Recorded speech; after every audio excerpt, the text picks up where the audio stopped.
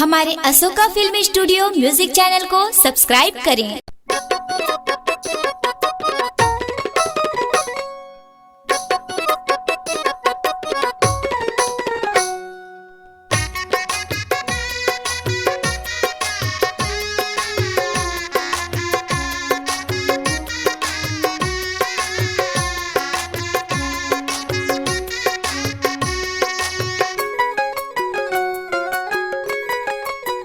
राहर गड़न रे मोला काबरी आँखी मारे रे, राहर गड़न रे मोला काबरी आँखी मारे रे। जावत हूँ बबला बताऊँ रे हाथला मारत ले पीटवाऊँ।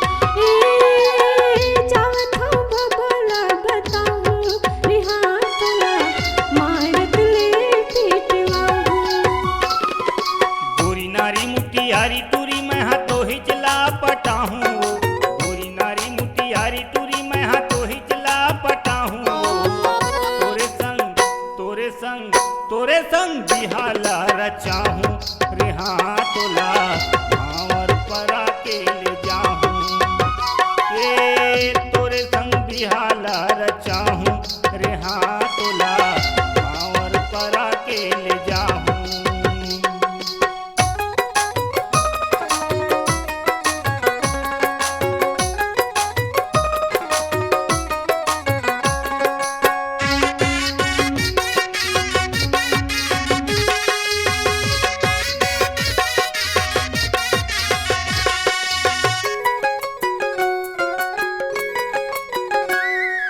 एक दिन ऐसने आके मोला गोटी घालो मारे रे, गोटी घालो मारे रे। जात रहे मैं हतरिया नहा बर सीटी घालो पारे रे, सीटी घालो पारे रे।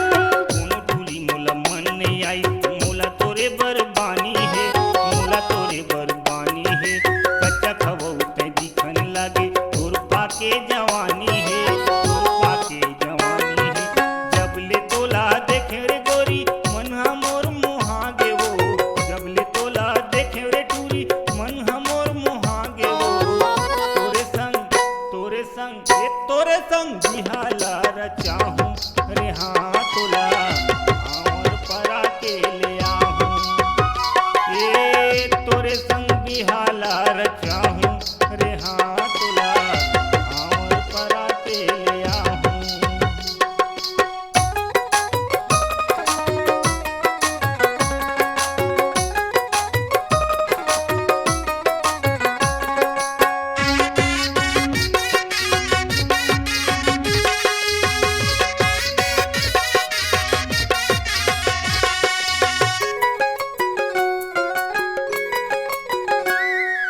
मट मट हाटुरा तहा इह गली माया खचरे, हमरी गली माया खचरे। घेरी बेरी मोला देखत रे थच गुस्साला भगवा खचरे, गुस्साला भगवा खचरे। अलबेली रानी ते मोर दीवानी मन में मोर समाए हो, मन में मोर समाए हो। नजरे नजर झूलत रही थस जीवला मोर रोवाए हो, जीवला मोर रोवाए हो। मोर दादा हाटूरी व तोला तोर बाबा मेर मांगे है, मोर दादा हाटूरी व तोला तोर बाबा मेर मांगे है। तोरे संग बिहाला रचा हूँ रे हाँ तोला भावर परा के ले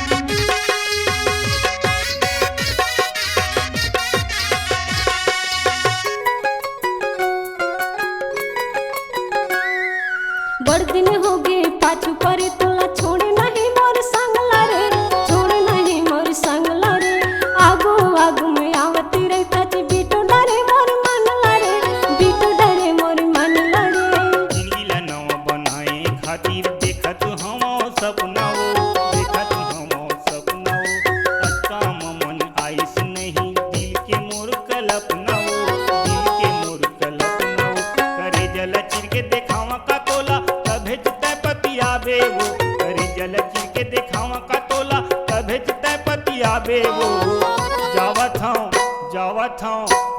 हूँ बबला मनाहूँ रे हाँ तोला भावर परा के ले जाहूँ ए जावत हूँ बबला मनाहूँ रे हाँ तोला भावर परा के ले जाहूँ